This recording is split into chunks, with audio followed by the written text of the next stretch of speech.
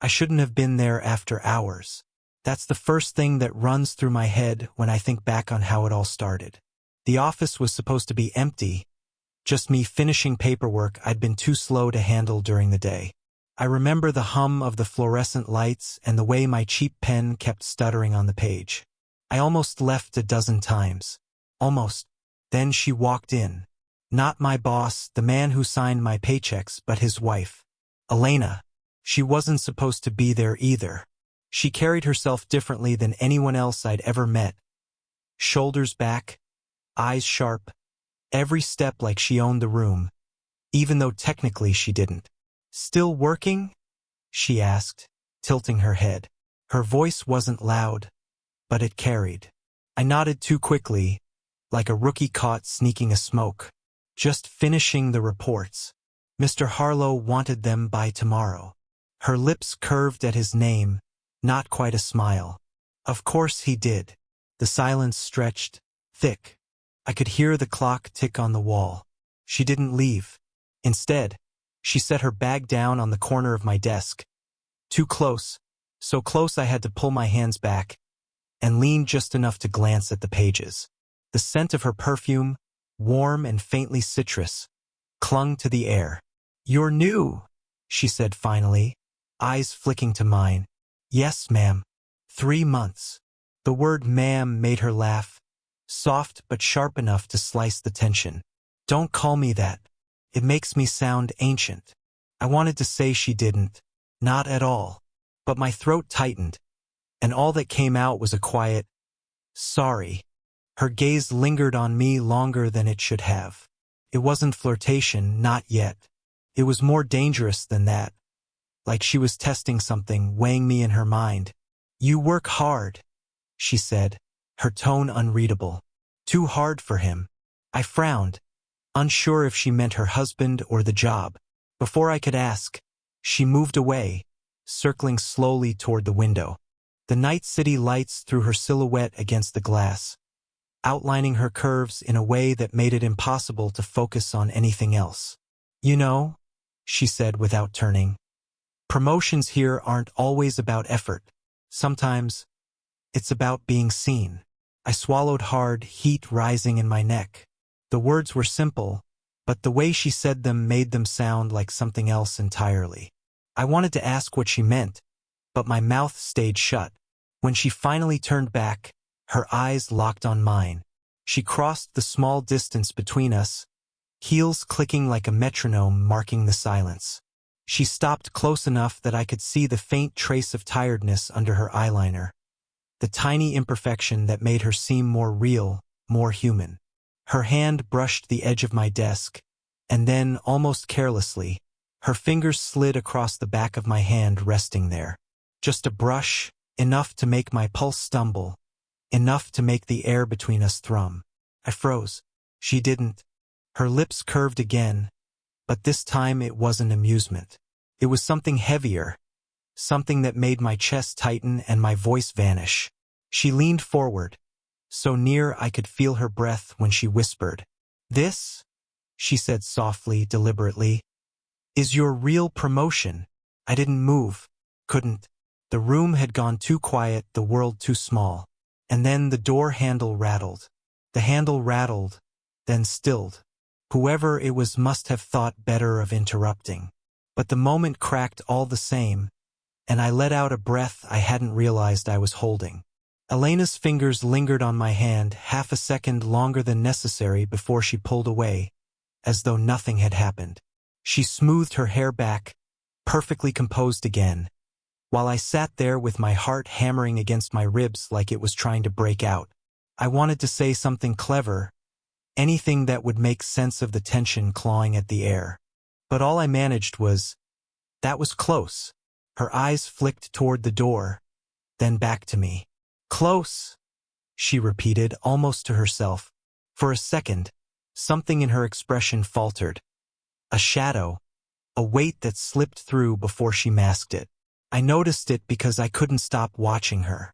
The faint line between her brows, the way her fingers toyed with the edge of her sleeve when she thought I wasn't looking. "Does it ever get lonely?" The question slipped out before I could stop it. Her gaze snapped to mine. A beat of silence. Then she laughed, but it was too quick, too light. Lonely? Married women aren't supposed to be lonely. I didn't say married, I muttered, regretting it instantly. Her eyes softened, though just barely. You're observant, she said, almost like it was a fault. Dangerously so. The words should have warned me off, but instead they rooted me deeper. I thought of the way her perfume lingered, the curve of her lips when she almost smiled, the tiredness she couldn't quite hide, and I hated myself for wanting to know more. You don't seem happy here, I said quietly. That broke something. Her shoulders lowered, her breath came slower. She leaned against the desk beside me, close enough that her arm brushed mine. Happiness is a luxury in this house, she murmured, almost bitter. I didn't answer. What could I say? That I'd noticed the way her husband looked right past her in meetings? That I'd heard her footsteps in the hallway long after he'd left? She turned, studying me in a silence that pressed heavier by the second. My pulse thrummed in my ears. You should go home, she said finally, but her voice lacked conviction. Do you want me to? The words left my mouth before I thought them through. Her lips parted as if she had an answer, but none came. Instead, her hand, hesitant, unsteady in a way that made her suddenly human, rested against my forearm. The warmth of her skin bled through my sleeve. My breath caught. I don't, she whispered. The office clock ticked once, loud in the stillness. I should have stood up, created space, ended it before it tangled further. But I didn't, because every fiber of me wanted to hear what she'd say next, to see what she'd do if I stayed. And when her fingers tightened, just slightly on my arm, I knew I wasn't leaving. Not tonight. Her hand still rested lightly on my arm, and for a moment it felt like the only anchor holding the room together. I tried to think of the right thing to say, but my mind was a jumble of warnings and wants, none of them fitting into words. You should, I began but stopped. Should what? Step back? Pretend this didn't feel like standing on the edge of a cliff? Her eyes searched mine, patient, waiting, like she already knew I wouldn't finish the sentence. The phone on my desk buzzed suddenly, making both of us flinch. A text notification from my manager. Nothing urgent. Tomorrow's meeting moved to 10. But the interruption was enough to remind me of where we were, of what lines existed between us. I slid the phone aside quickly, embarrassed at how relieved I was for the excuse to break eye contact.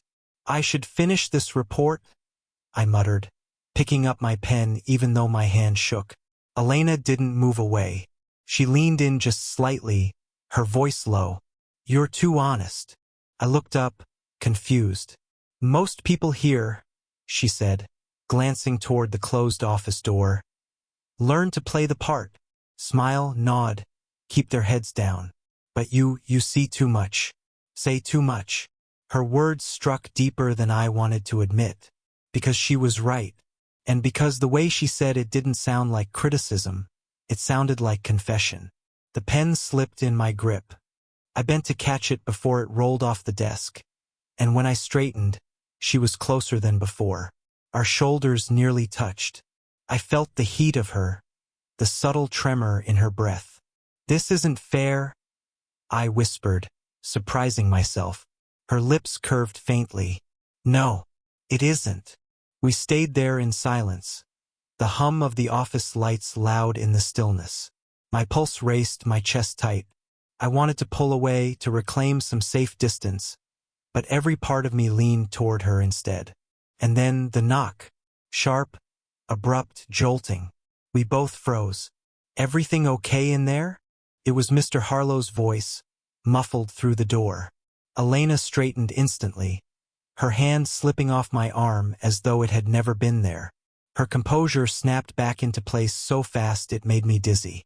Yes, she called, steady and smooth. Just finishing up.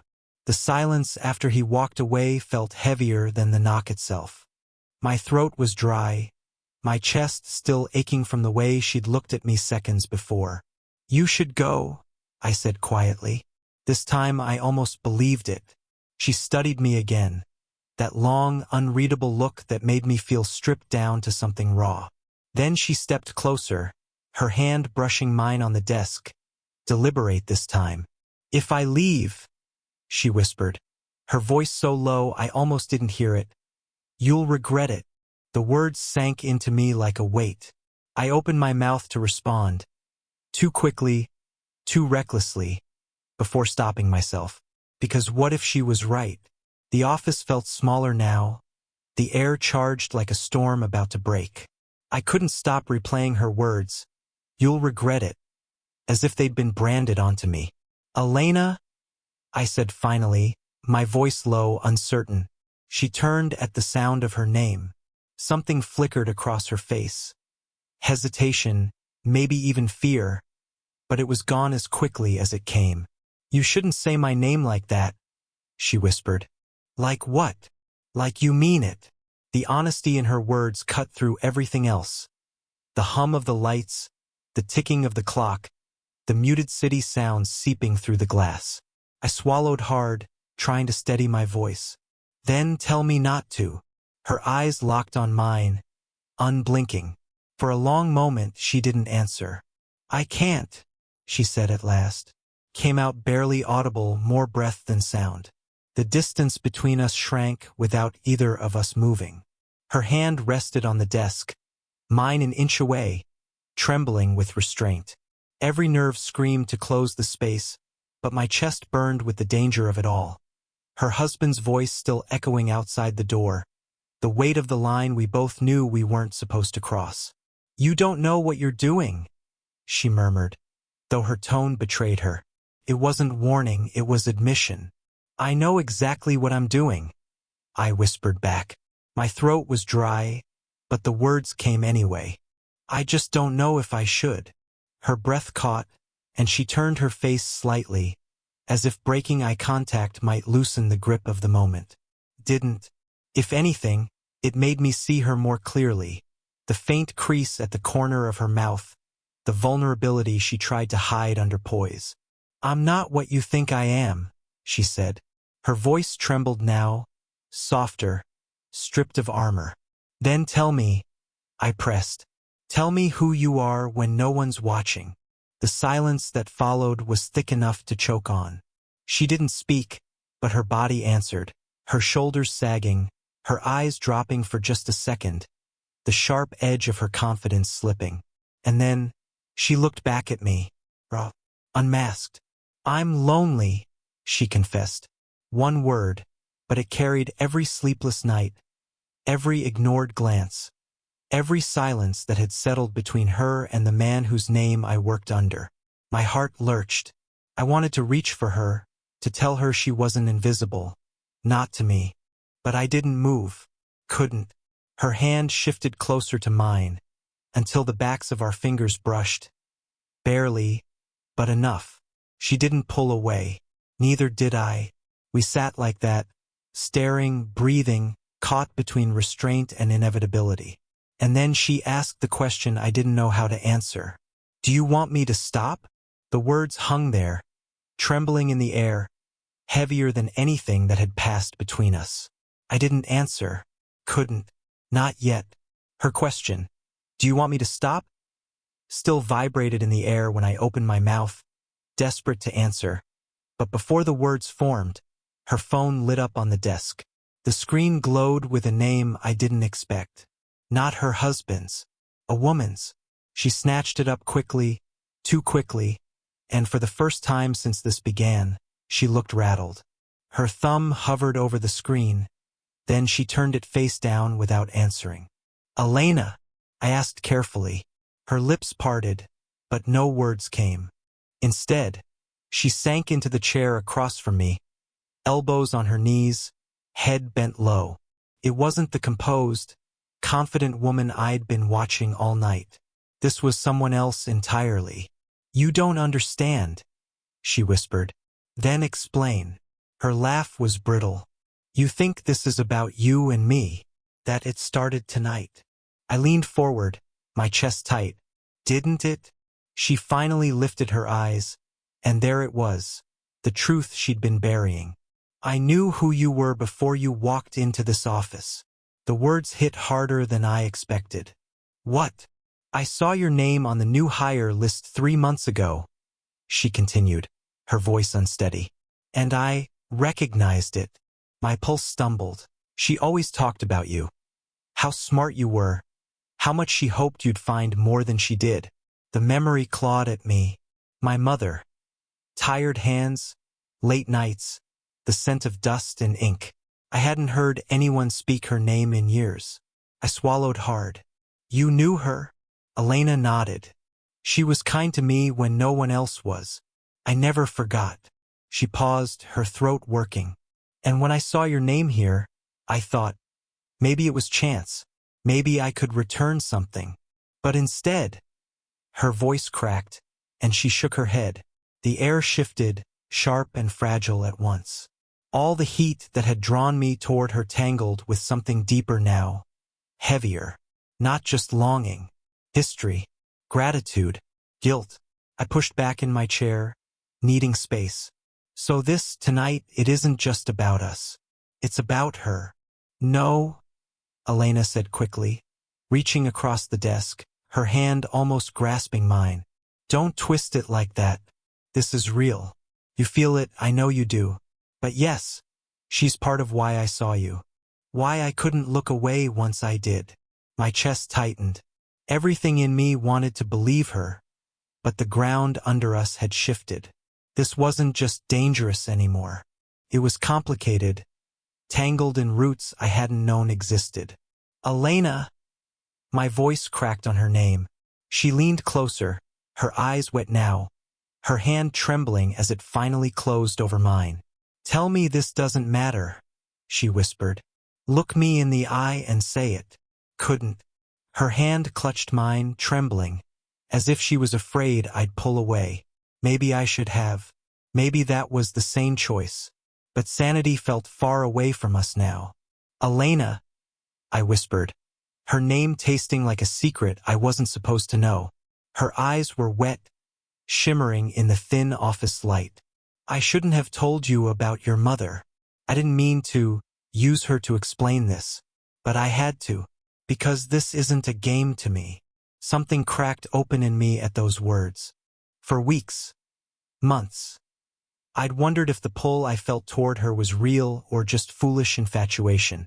But looking at her now, stripped of all the poise and armor, I knew she wasn't pretending. She was just as lost in this as I was. You scare me, I said honestly. Her lips parted, startled. Why? Because you make me want things I shouldn't. My voice broke, rough with everything I hadn't admitted until now. Because every time you walk into a room, I forget I'm supposed to care about rules, about right and wrong. I just see you. The silence after that felt like falling. She blinked slowly, like my words had knocked the air out of her. Then, with the smallest nod, she whispered, "And I see you, more than anyone has in years." Her confession was almost unbearable in its simplicity. It stripped away all the layers of taboo, leaving nothing but two people aching to be seen. Before I could stop myself, I reached up and touched her face. My fingers brushed her cheek, warm and damp from unshed tears. She leaned into it. Not much, just enough to say she needed it. "This is wrong," she murmured, but she didn't move away. "Then let it be wrong," I said. For a heartbeat, the world stilled.